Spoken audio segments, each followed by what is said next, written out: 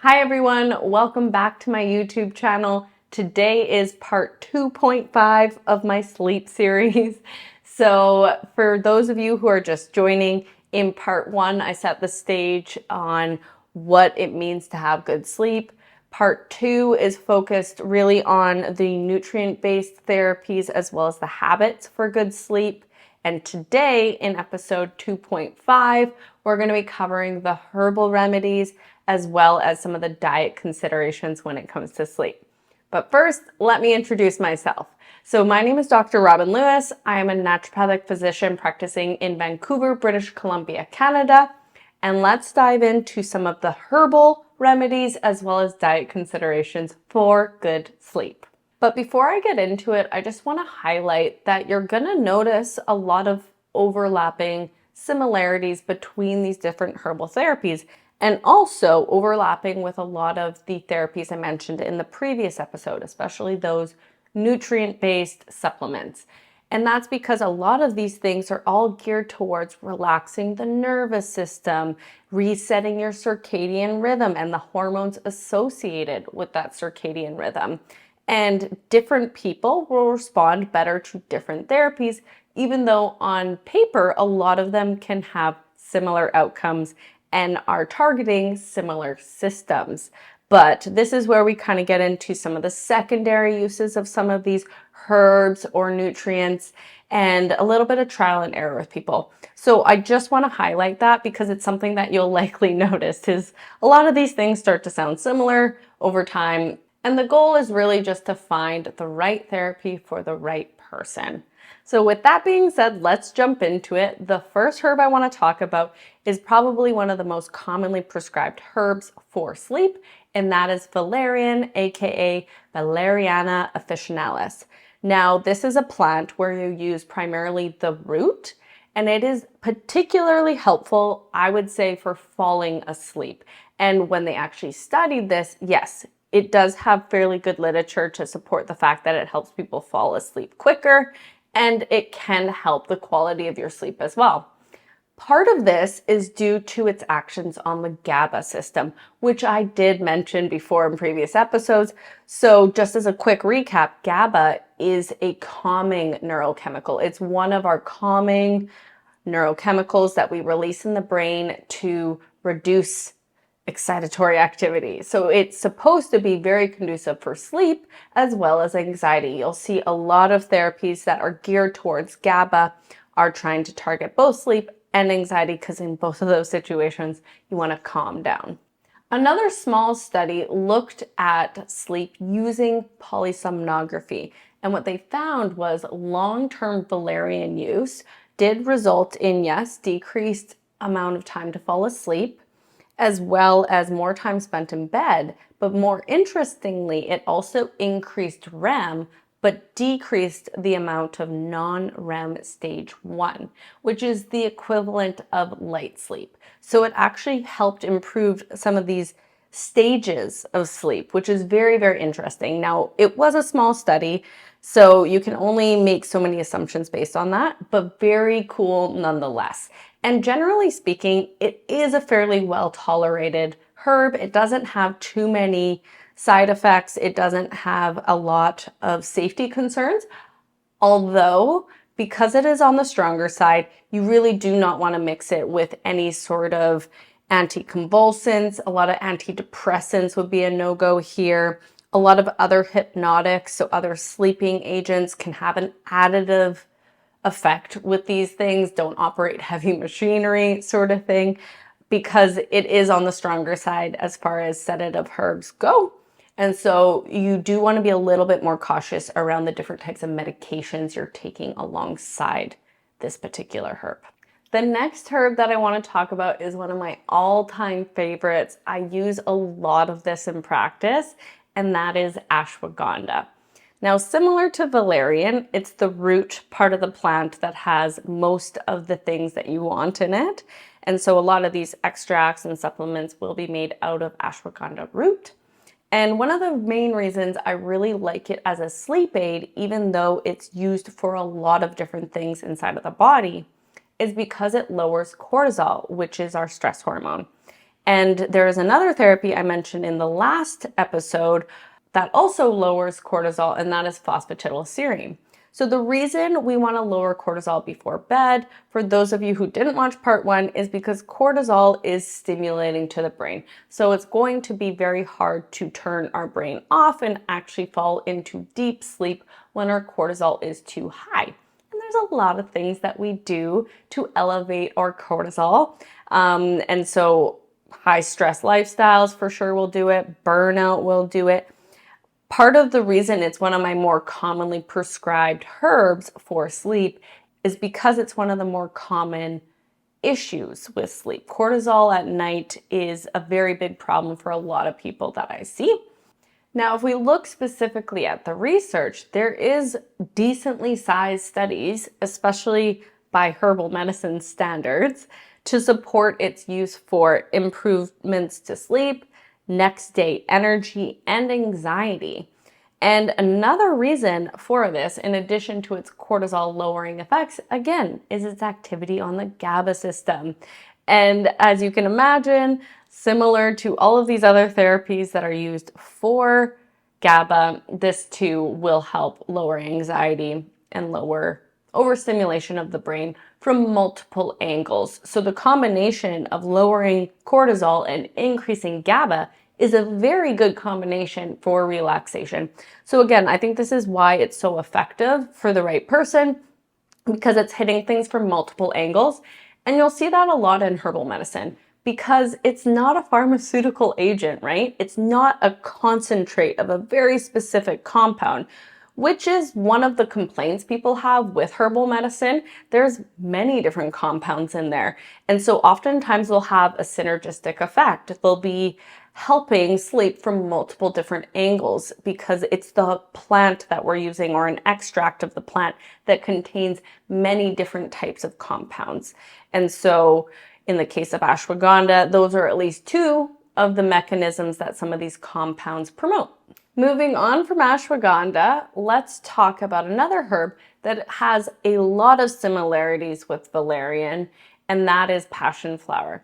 The big difference is the part used. So unlike valerian, unlike ashwagandha, it's actually the above the ground parts in this case. So things like the leaves, the stems, the flowers that are used. And just as a quick side tangent, yeah, that's another aspect of herbal medicine that can make it very challenging, is sometimes you use different parts of the plant because you're trying to get different things out of it with different extraction methods. So this is a big reason why working with a herbal medicine practitioner, a naturopathic doctor, someone who is well versed in how to use these herbs appropriately is very important. But just for your understanding, yeah, passion flower, similar to valerian, acts a lot on the GABA system. It is on the stronger side as far as a sedative goes.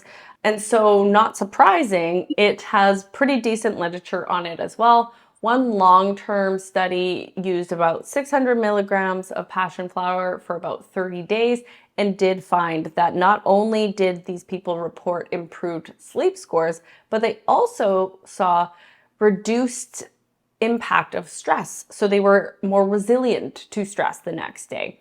Now, these are subjective reports, so it's just talking about someone's experience while using it. They weren't using hard data points like how much REM you get and stuff like that. But either way, these people who were taking it were noticing an impact not only on sleep, but how well they were able to tolerate stress the next day, which is very important for a vast majority of the population. Interestingly enough, one of the compounds within passion flower that they believe has a lot of that GABA promoting activity is called apigenin. And you will see this sometimes in its own extract form, but it's actually more often associated with chamomile, which brings me to the next herb that I want to talk about, which is chamomile. So chamomile, again, you can use the flowers primarily. So the above ground parts is usually what you're using for chamomile. And it also works on GABA because it's got that compound within it. It's a little gentler than things like valerian and passion flower. It's also a very common tea. A lot of people have heard of chamomile tea, so I really like it as something to incorporate into a bedtime routine.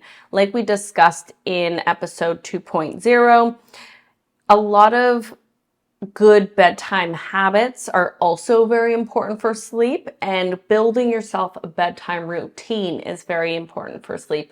So having a lovely drink like a warm tea before bed can actually be really helpful in of itself as a habit, and then making it something that does have some of that more GABA promoting activity like chamomile is very helpful, but it isn't going to pack a huge punch, especially in a tea form. So I do actually really like it for people who are a little bit more on the sensitive side. So, we're often talking about what's the strongest therapy, but for some people, they're very sensitive to those therapies. They get too much sedation. It leads to a lot of grogginess the next day in the wrong person. And so chamomile can be a nice option because it's a lot more gentle. It doesn't come with all of those risks with other medications as well. So if you are on some of these strong antipsychotics and things like that, where you really don't want to be messing around with things like passion flower or valerian, then chamomile can be a really nice alternative. Now, there's lots of other herbs that I could mention here. So some honorable mentions would be things like California poppy, lavender, lemon balm. Those are a couple other ones that I'm not going to cover today, but you'll see them in a lot of sleep formulas, and they can have similar mechanisms, with California poppy being much stronger than the other two that I just mentioned. Okay, so for the sake of time, let's move on to some of the diet considerations. I will preface that there isn't a ton of really good research on this, so I did the best that I could and found a couple things that are definitely worth considering. The first one is probably the most researched, and that is tart cherry juice. So some of you may have heard of tart cherry juice in the context of muscle recovery. So you'll see it a lot in like the exercise workout world. And interestingly enough, over-exercising can also affect sleep, so there might be a common overlapping mechanism there. But nonetheless, what tart cherry juice has been shown to do in human studies is it's supposed to increase duration in bed, increase efficiency to fall asleep, increase daytime energy, and a reduction in napping. So again, when we overtrain, it is a stress on our body, and that stress is generally considered a good stress as long as you're not overdoing it. Like anything, too much of it can have a negative impact, and oftentimes you will see that impact on sleep. So this might be the perfect solution, again, for that person who is fitting both of those categories. Why would you choose one versus the other? One of the main reasons they think tart cherry juice might be doing this is through increased melatonin. Now, the research isn't super consistent on that, but it would make sense because it does seem to have an exceptionally good impact on sleep, considering it's just a type of juice. All right, so moving on to the next diet-related thing that I found can impact sleep, and that is fasting.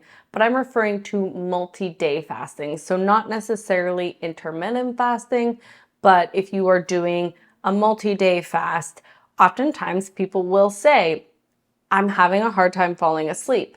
They often attribute that to being hungry before bed, but interestingly enough, there is a mechanism for that, but it doesn't always mean that you don't need to fast. So I will explain. One mechanism for why you're not sleeping while you're doing a fast would be because of the molecule called orexin. So historically, when animals go into starvation mode, they will release more of a chemical called orexin. It is something that will make you feel more mentally alert and artificially put off sleep. The idea is that you're trying to seek food, which makes sense from an evolutionary standpoint. So orexin levels will increase, keeping you awake and compressing sleep. Now, interestingly enough, though, when I say compressing sleep, I mean it was shorter, but actually more efficient. So when they actually studied the sleep itself, the parameters of the sleep improved, so it was more efficient. A couple specific things they have found that can improve with fasting is you decrease your core body temperature, decrease your resting heart rate, and increase HRV. Now, I haven't had an opportunity to go into each of those individually, but generally speaking, lower core body temperature, good for sleep. I did mention this in episode 1.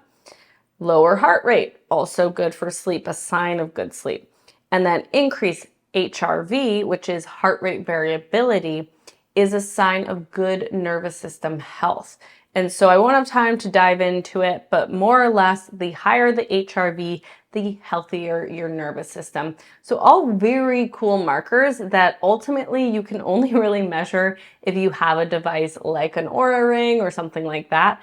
My Oura Ring tells me all of those things, but otherwise you would assume those things during the fast. And so yes, you're sleeping less, but you are sleeping more efficient. Something to consider. I mean, I'm not recommending either don't fast or do fast, but if it is affecting your sleep and you're wondering why, that's what's happening. It doesn't always mean don't fast. Maybe it's okay if you're just doing it in the short term, but if you are having a harder time falling asleep, it does make a lot of sense, and there is science to explain why that is happening. All right, we're almost getting there, guys. The last thing that I want to chat about is something that you may not see coming, and that is carbohydrates. Now, counter to what you may think, carbohydrates have actually been shown to improve sleep. So one of the reasons they think this is the case is because of insulin. So insulin is the hormone that's secreted by our pancreas when we eat sugar. It helps take that sugar out of the bloodstream and put it into the tissues so that your blood sugars don't go excessively high. Insulin has also been shown to help tryptophan cross the blood-brain barrier. Our brain is very selective about what it lets in, and tryptophan is one of those essential amino acids that will eventually go on to make things like melatonin. So tryptophan gets across the brain and is first made into serotonin, which can then get made into melatonin. And so serotonin, interestingly enough, is our happy chemical. It's what you see a lot of things like antidepressants trying to promote some serotonin or block the reuptake of serotonin, keeping those levels high. And it's another reason why a lot of these antidepressants are useful for sleep, because that serotonin can go on and make melatonin. So you'll see a lot of people actually being put on things like SSRIs for sleep. And what I'm trying to get at here is there's a similar mechanism here. The tryptophan is leading to the serotonin, and then the serotonin is leading to melatonin, and the insulin seems to help that process happen. Interestingly enough, one study looked at the use of a high carb meal, so which is about 130 grams of carbohydrate, which is a lot, versus a lower carb meal at 47 grams of carbohydrate. And what they found was the high carb meal actually promoted more REM sleep, less light sleep, so stage 1 non-REM, and less wakefulness. Of course, this is just one study, but it's very interesting to think about the fact that this could actually help promote sleep. So when people are on something like a low carb diet, a keto diet, and they're struggling to fall asleep, this is something worth considering. Now, I'm not saying go out and eat a bunch of sugar before bed, because that can have other impacts on your sleep. So if you're getting huge spikes and crashes to your blood sugars, that's not good for sleep either. But if you have a well-rounded meal that perhaps has a little bit more carbohydrate before bed, in the right person, that's actually very conducive to better sleep. So just something to think about. All of these things are just something to think about. I'm not saying go ahead and do all of these things, and I'm definitely not saying everyone is going to respond the same. That's kind of the beauty of being an individual. We do not all work the same way. We will not all have our sleep negatively impacted by fasting and things like that. So I hope you got some value out of today. I hope that this got you thinking about different things that may be affecting your sleep, different therapies that you can bring up with your healthcare provider and consider going on. So that concludes this series on sleep. I look forward to seeing you guys in the next episode, and thank you again for all your continued support.